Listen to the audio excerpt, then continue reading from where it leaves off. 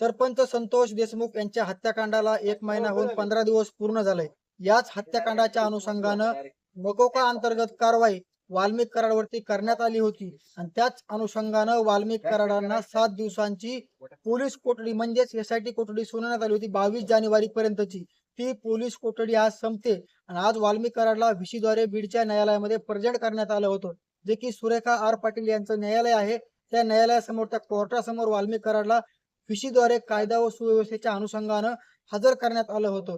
आरोपीचे वकील अशोक कवडे त्याचबरोबर सरकारी पक्षाचे वकील बाळासाहेब कोले हे देखील कोर्टासमोर हजर होते। तर तपासी अधिकारी असलेले अपर पोलीस अधीक्षक किरण पाटील त्या देखील कोर्टासमोर हजर होत्या।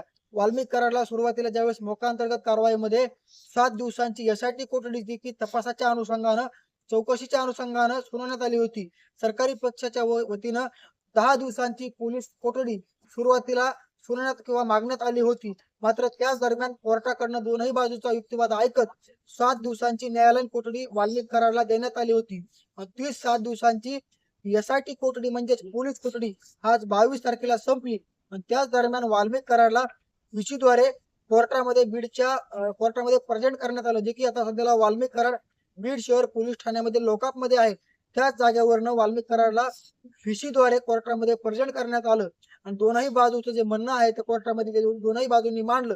मात्र याच्यामध्ये कुठल्याही पद्धतीचा युक्तिवाद पाहायला मिळाला नाही, जो की तपासी अधिकारी असलेल्या किरण पाटील हे देखील तिथे उपस्थित होते। आपण बघू शकतो की सुरुवातीला 7 दिवसांच्या पोलीस कोठडीमध्ये जे की चौकशीच्या अनुषंगाने कोठडी देण्यात आली होती, कुठेतरी चौकशीची अंती चौकशी पूर्ण झाली आणि त्याच अनुषंगानं चौकशी संपल्यामुळे किंवा चौकशी पूर्ण झाल्यामुळे पुढे आम्हाला पोलीस कोठडी हवी आहे अशी मागणी न केल्यामुळे किंवा आम्हाला पोलीस कोठडी द्या असा कुठल्याही पद्धतीचा युक्तिवाद कोर्टामध्ये पाहायला मिळाला नाही। म्हणूनच कोर्टाकडनं वाल्मिक कराडला 14 दिवसांची न्यायालयीन कोठडी म्हणजेच 5 फेब्रुवारी पर्यंतची न्यायालयीन कोठडी वाल्मिक कराडला सुनावण्यात आलेली आहे। आता वाल्मिक कराडची बीड शहर पोलीस ठाण्यामध्ये वैद्यकीय तपासणी होऊन पुढील कारवाई म्हणजेच वाल्मिक कराडला आता पुढील 14 दिवस न्यायालयीन कोठडीमध्ये म्हणजेच कोर्टाच्या अनुषंगानं म्हणजेच जे की कारागृहामध्ये काढावे लागणार आहेत, न्यायालयीन कोठडीमध्ये काढावे लागणार आहेत। पुढील 14 दिवस वाल्मिक कराडला 5 फेब्रुवारी पर्यंत आता कारागृहामध्ये ठेवण्यात येणार आहे। नक्कीच बीडच्या कारागृहामध्ये ठेवण्यात येते की आणखी कायदा व सुव्यवस्थेच्या अनुषंगानं बाहेर हलवलं जातंय हे देखील पाहणं महत्वाचं असणार आहे। ज्या अर्थी विष्णू चाटेला मकोका अंतर्गत कारवाईमध्ये आणि खंडणीच्या प्रकरणामध्ये न्यायालयीन कोठडी सुनावली होती, त्याला बीडच्या कारागृहामध्ये आणण्यात आलं।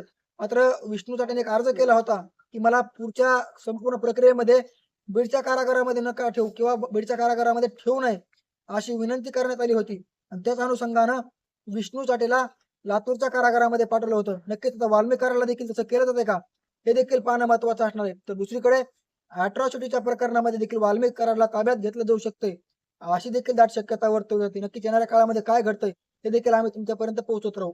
मुंबई तक योगेश काशीद, बीड।